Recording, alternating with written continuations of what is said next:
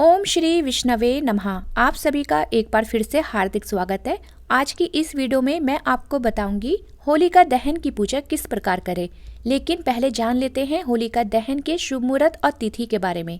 अक्सर देखा गया है कि लोग शुभ मुहूर्त से पहले ही होलिका दहन कर लेते हैं, जो कि नहीं करना चाहिए, क्योंकि कई बार ऐसा करने से हमें अशुभ फल भी प्राप्त हो सकते हैं। इस बार 24 मार्च दिन रविवार के दिन होलिका दहन किया जाएगा और होलिका दहन का जो शुभ मुहूर्त रहेगा वो रहेगा 24 मार्च दिन रविवार की देर रात 11:13 से लेकर मध्य रात्रि 12:27 तक। होलिका दहन से पहले होलिका की पूजा की जाती है। तो सबसे पहले बात कर लेते हैं पूजन सामग्री के बारे में। पूजन सामग्री में आपके पास जो होना चाहिए उसमें 1 लोटा जल जिसमें कच्चा दूध मिला हो, रोली, चावल, पुष्प, लौंग, बताशे, अबीर गुलाल, हल्दी, घी का दिया, चाहे तो आप तेल का दिया भी रख सकते हैं, गाय के गोबर से बने हुए 4 उपले जिन्हें बरगुले भी कहा जाता है। कई जगहों पर उपले की जगह बरगुले की माला भी चढ़ाई जाती है। अगर आपके यहाँ उपले चढ़ाए जाते हो तो आप उपले रखें, अगर आपके यहाँ बरगुले की माला चढ़ाई जाती है तो आप बरगुले की माला रखें।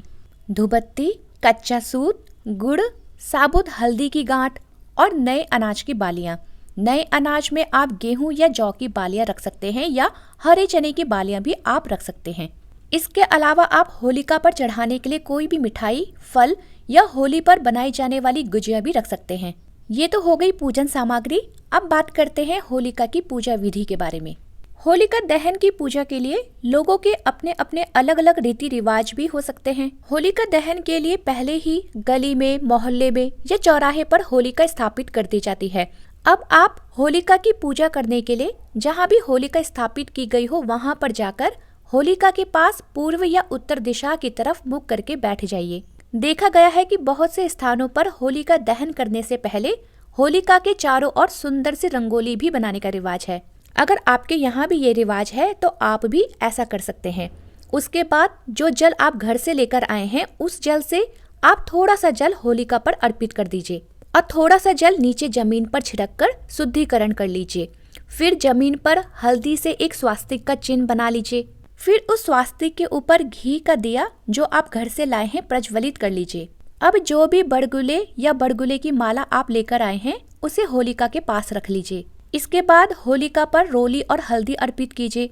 कई स्थानों पर सिर्फ हल्दी से ही तिलक किया जाता है, तो जैसा आपके यहाँ होता हो आप वैसा ही कीजिए। अब आप लौंग का जोड़ा और बताशे होलिका पर चढ़ा दीजिए। इसके साथ ही होलिका पर पुष्प, गुड़, नए अनाज की बालियां, अबीर गुलाल, हल्दी की गांठ और जो भी मिठाई आप घर से लाए हैं वह सब भी होलिका पर अर्पित कर दीजिए और इसके बाद धूप दिखाएं। इसके बाद अब आपको कच्चे सूत को होलिका के चारों तरफ बांधते हुए परिक्रमा करनी है। परिक्रमा आप चाहे 3, 5 या 7 बार कर सकते हैं। और एक बात का जरूर ध्यान रखें कि जिस कच्चे सूत से आप परिक्रमा कर रहे हैं, लास्ट में जो सूत बच जाता है उस सूत को आपने तोड़ना नहीं है, उसे वहीं पर छोड़कर होलिका माता पर अर्पित कर देना है। सूत से परिक्रमा करने के बाद अब आपको जल के साथ भी परिक्रमा करनी है। जो जल आप घर से लेकर आए हो उसे होलिका के चारों तरफ डालते हुए परिक्रमा करनी होती है। परिक्रमा यहाँ भी आप अपनी मर्जी से 3, 5 या 7 बार कर सकते हैं। अब अंत में होलिका माता के सामने हाथ जोड़कर प्रार्थना कीजिए कि हे माता, हमारे घर परिवार के सभी लोग कुशल मंगल रहे, किसी भी प्रकार का रोग, शोक, कष्ट हमारे जीवन में न आए और हमारे परिवार में सुख शांति बनी रहे। इस प्रकार से आप सुबह की पूजा कर लीजिए। अब शाम के समय जब होलिका में अग्नि प्रज्वलित की जाती है उस समय भी आपको होलिका के पास जाकर जलती होलिका के चारों ओर थोड़ा थोड़ा जल छिड़कते हुए परिक्रमा करनी है। यहाँ भी परिक्रमा आप अपनी मर्जी के अनुसार 3, 5 या 7 कर सकते हैं। परिक्रमा करते हुए आप होलिका माता से अपने घर परिवार की कुशलता के लिए भी प्रार्थना करें। अब आप अनाज की कुछ बालियां जलती होलिका पर अर्पित कीजिए और कुछ बालियों को अपने हाथ पर रखकर सेक लीजिए। भुनी हुई अनाज की बालियों को वापस घर ले आइए और इन्हें पूरे परिवार में बांटकर खुद भी इसे खा लीजिए। ऐसा करने से स्वास्थ्य संबंधी रोग दूर होते हैं। फिर अगले दिन होली की सुबह सुबह होलिका दहन की जो राख बच जाए उसे अपने घर पर लाकर घर के चारों दिशाओं में थोड़ी थोड़ी रख लेनी है। ऐसा करने से घर की जितनी भी नकारात्मक ऊर्जाएं हैं वह दूर हो जाती है और घर परिवार सभी प्रकार की बुरी नजर से बचा रहता है।